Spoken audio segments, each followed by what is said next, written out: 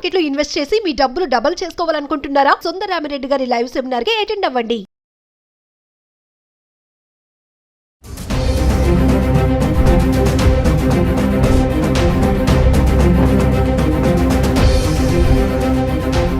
Suman TV ప్రేక్షకులకు నమస్కారం. Gold రేట్లు పెరగనున్నాయా, తగ్గనున్నాయా? ఈ ప్రశ్న ప్రతిరోజు మనం వేసుకుంటున్నదే. భారతదేశంలో గోల్డ్కి ఎంత ఇంపార్టెన్స్ ఉందో మనకు తెలుసు.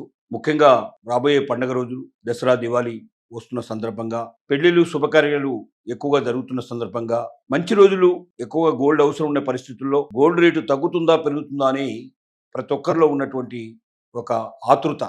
ఈ ఆతృతని మనం కొంచెం జాగ్రత్తగా ప్రపంచ పరిస్థితులు పరిశీలించినట్టయితే గోల్డ్ రేటు పెరగడానికి అవకాశాలు ఎక్కువ కనబడుతున్నాయి. రాబోయే 2-3 నెలలు, నవంబరు, డిసెంబర్ వరకు కూడా రేట్లు పెరిగే లక్షణాలే కనబడుతున్నాయి, కానీ తగ్గే లక్షణాలు పెద్దగా లేవు. తగ్గినా 1-2 రోజులు ఏవైనా తగ్గి మళ్ళీ వెంటనే పుంజుకునే అవకాశాలు ఎక్కువ కనబడుతున్నాయి. దానికి కారణాలు ఏమిటంటే, ముఖ్యంగా సెంట్రల్ బ్యాంక్స్ ఏవైతే ఉన్నాయో, అంటే ఒక్కొక్క దేశానికి ఒక్కొక్క బ్యాంకు ఆ ప్రభుత్వ లావాదేవీలన్నీ జరుపుకోవడానికి ఉండే బ్యాంకుని సెంట్రల్ బ్యాంక్ అంటారు.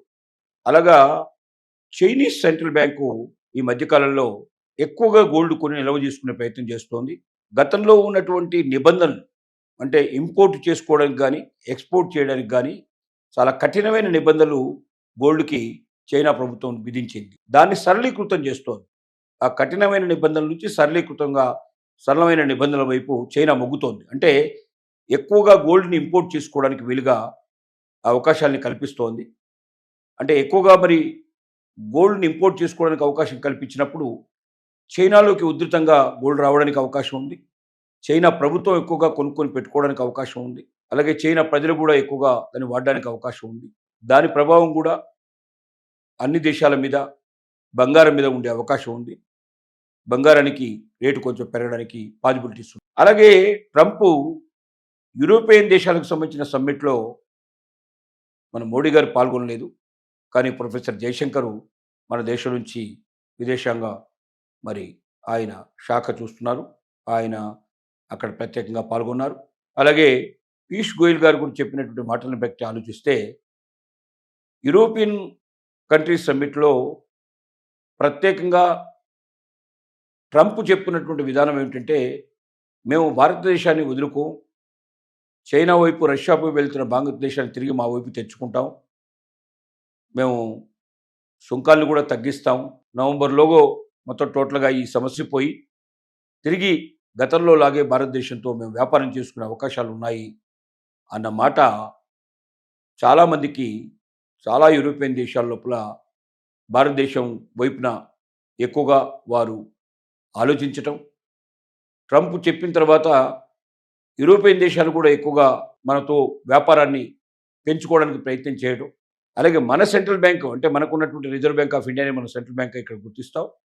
రిజర్వ్ బ్యాంక్ ఆఫ్ ఇండియా ఎక్కువ నిల్వల్ని పెట్టుకోవాలి, ఎక్కువ కొనుక్కోవాలి బంగారాన్ని తీర్మానం చేయటం వల్ల మరి బంగారాన్ని ఎక్కువ నిల్వలు చైనా మార్కెట్, భారతదేశం లాంటి పెద్ద దేశాలు పెద్ద ఎత్తున బంగారం కొని నిల్వ చేసుకోవడానికి ప్రయత్నం చేసినట్టయితే ఆ ఎఫెక్టు గోల్డ్ మీద చాలా ఎక్కువగా ఉంటుంది.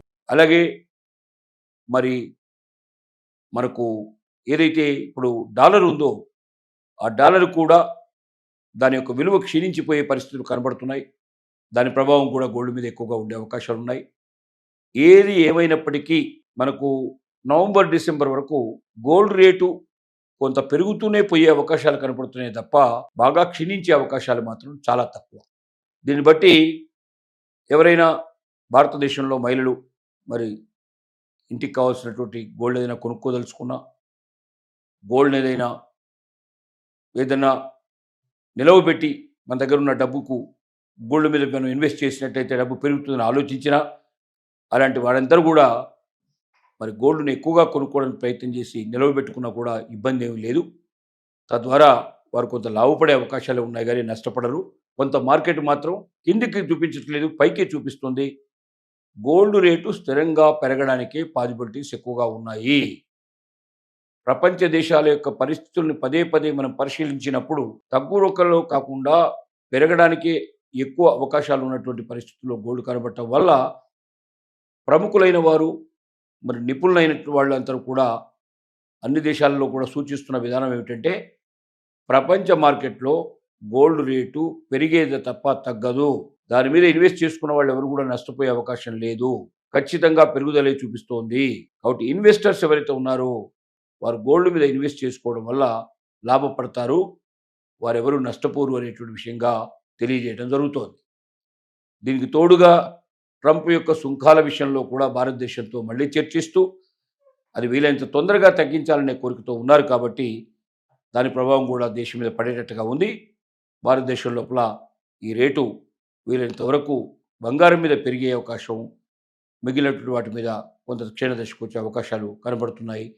మరి దాంతోపాటు వెండి కూడా పెరిగే అవకాశాలు ముఖ్యంగా కనబడుతున్నాయి. కాబట్టి ఈ రెండు లోహాల మీద ఎవరైనా ఇన్వెస్ట్ చేసుకుంటే వారు నష్టపోయే అవకాశం లేదనేది మరి స్పష్టంగా మనకు కనబడుతున్న విషయం.